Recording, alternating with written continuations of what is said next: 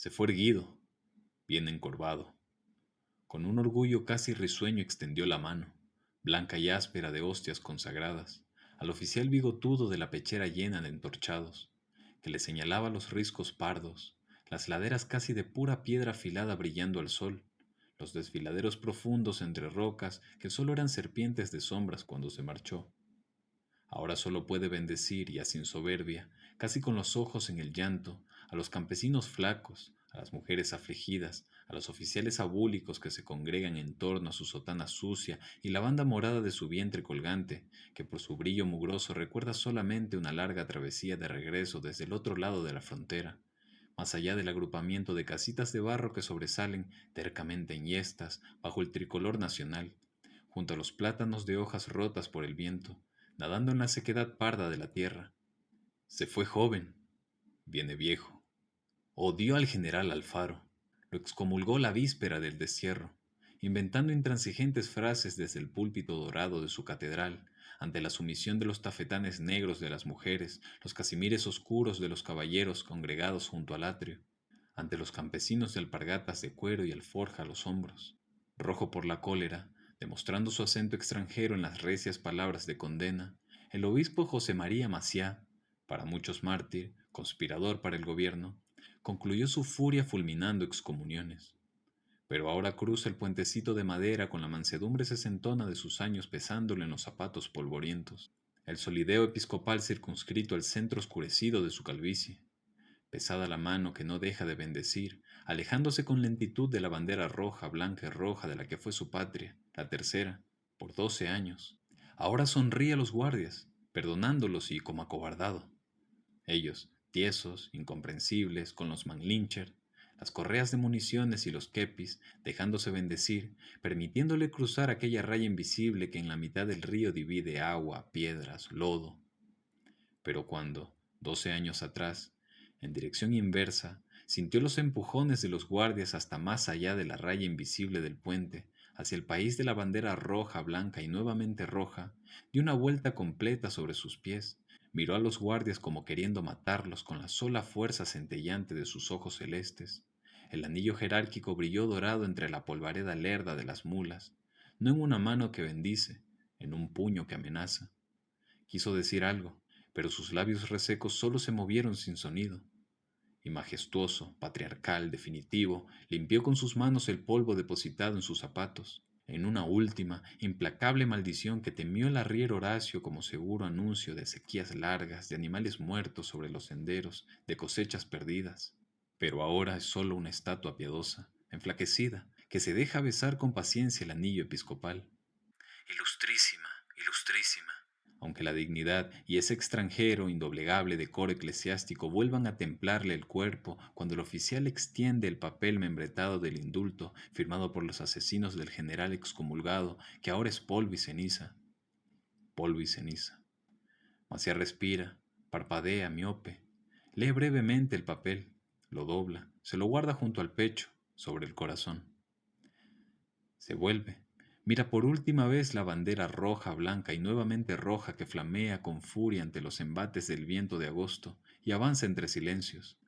Callando se marchó, sobre una mula negra de orejas caídas. Recibió las vivas de pequeñas multitudes, las lágrimas silenciosas de mujeres barrigonas, el meneo de colas de los perros y la fugitiva sonrisa de los niños descalzos en cada pueblo, en cada caserío y parcela por donde cruzaba hacia el destierro. Su diócesis lo lloró con rabia cuando él, al otro lado de la invisible línea, consumía sus días en la lectura del breviario y la marcha lenta por las quebradas de Ayabaca y Huancabamba. El arriero Horacio, temiendo que le arrebaten el cuerpo ahora pacífico de su obispo, se adelanta a los otros arrieros, alando las riendas de su mula que cruza el gentío en un trotecito apurado. Se detiene ante Maciá, fijándose en sus enflaquecidas mejillas que anuncian la blancura de una barba vieja, nacida en el viaje de regreso. Ilustrísima, ilustrísima. Entonces los ojos celestes lo reconocen. La mano derecha se extiende, el anillo se deja besar por los labios partidos del arriero Horacio, que fue el mismo arriero que lo llevó, desde Loja, por el camino del destierro hasta la frontera. Religioso, timorato, el arriero se admira porque ningún cataclismo en todos estos años rompió la tierra, ninguna plaga mató a las bestias, ningún incendio arrasó las cosechas.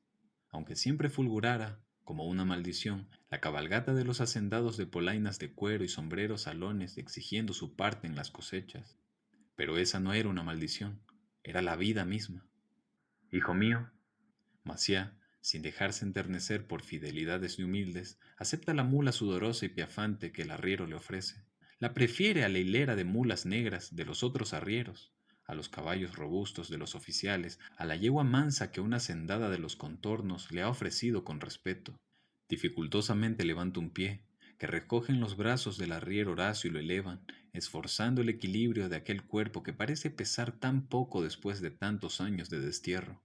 Con el esfuerzo, la banda púrpura pegada al vientre se ciñe próxima a reventar, pero el pulso del arriero Horacio deposita al obispo sobre la montura de guarniciones borradas en el contacto de innumerables roces, y Maciá, sin lograr acomodarse del todo, adivinando con sus pies los estribos, exige, con voz apagada, que le abran el maletero blanco, sí, el más voluminoso de los trastos que trae desde el otro lado de la frontera y que permanecen en un cónico montoncito junto a los travesaños del puente.